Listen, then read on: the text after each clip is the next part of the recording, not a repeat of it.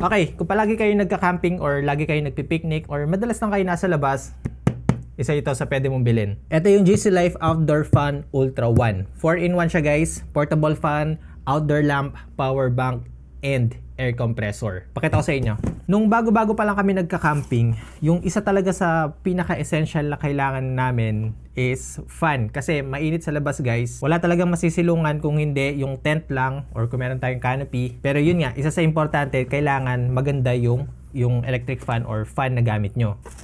At isa dapat sa tinitingnan nyo, yung form factor, which is dapat compact lang para hindi siya masyadong aksaya sa space, no? Kasi kapag nagka-camping guys, maraming gamit. So ito talaga yung perfect na pwede nyong gamitin. Uy, meron siyang ganito. Meron siyang ground nails, no? Na talagang pang outdoor talaga yung paggagamitan dito sa fan na to. Daming laman. Meron siyang dalawang nozzle na kasama pag gagamitin natin siyang pang air pump or blower, pang tuyo ng damit, ganyan. May kasama siyang clip na ganito. Tapos meron din siyang kasamang ganito na alam niyo, sinasabit siya sa taas ng tent. May kasama siyang charger. Hindi mawawala itong strap na to. I think lahat yata ng GC Life fan merong ganito eh. And then nagbigay pa sila ng brush panglinis sa fan. Grabe yung GC Life, kompleto. Kung makikita nyo guys, yung design niya is very unusual. Hindi siya yung basta-basta nakikita lang natin na alam niyo yung itsura ng fan. Kasi nga, multifunctional itong product na to. So first na kakaiba dito, meron siyang stand pero nakatago. Ayan. Teka nga lang, adjust natin tong camera. Yan. So ito, tatayo natin siya ng ganyan. Tapos hilain natin to guys. That's it. Ito na yung magiging fan niya. Ang maganda dito guys, adjustable to.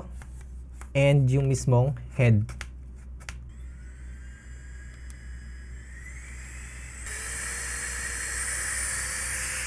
Grabe ang lakas.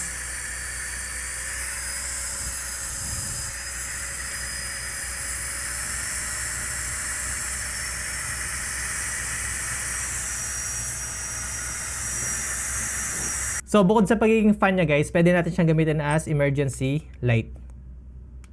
So, pwede natin ibalik to para maging flashlight. Merong 3 levels yung brightness niya. So, ito yung 1, 2, and 3.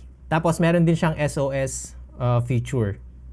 Then, bukod sa pagiging fan niya and emergency light or flashlight, pwede rin siya as power bank.